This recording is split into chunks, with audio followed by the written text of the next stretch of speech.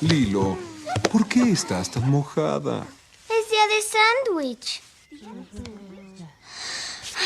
Cada jueves le doy a Pato el pez un sándwich de mermelada. ¿Pato es un pez? Y hoy no hay mermelada. Y entonces mi hermana me dijo que le diera un sándwich de atún. No le puedo dar a Pato atún. ¿Tú sabes lo que es atún? ¿Pez? ¡Es pez! Si Pato come pez sería una abominación. Llegué tarde por ir a la tienda por mermelada porque solo había ese tonto atún. Lilo, ¿por qué es tan importante? Pato controla el clima.